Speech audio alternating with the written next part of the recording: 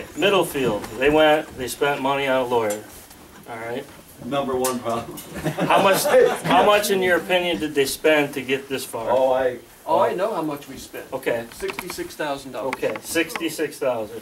To take I it don't to know the how next much level. Miss Huntington spent. To take it to the next level, which this town is, people in this town are prepared to do, how much is that gonna cost the town? I'm not. Would you have any idea?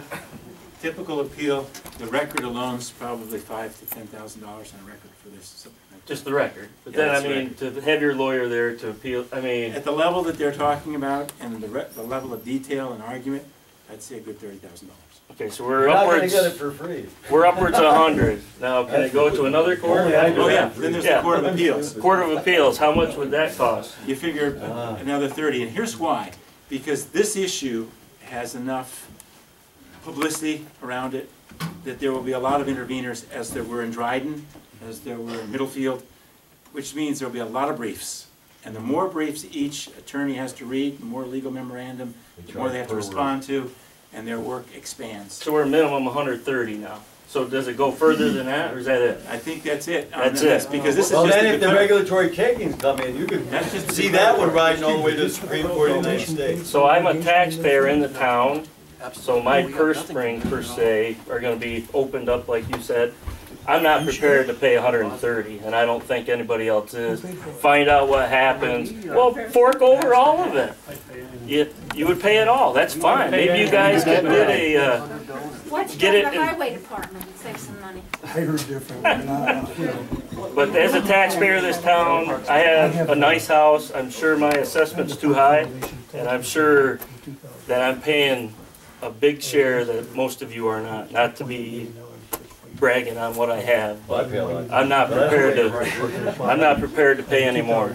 Let me make a comment about something, excuse me for a moment, this is something for the town board to consider.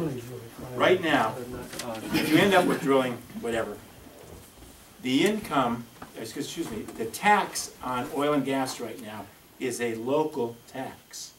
It's a real property tax. Ad valorem. No, you No, still ad have, valorem. Taxes are. you have a real property tax on the production of oil and gas in any municipality.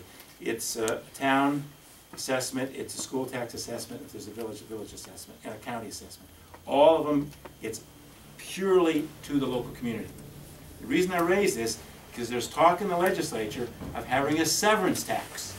10%. Now, the severance tax goes to the general fund in Albany, which means it goes to Metro North.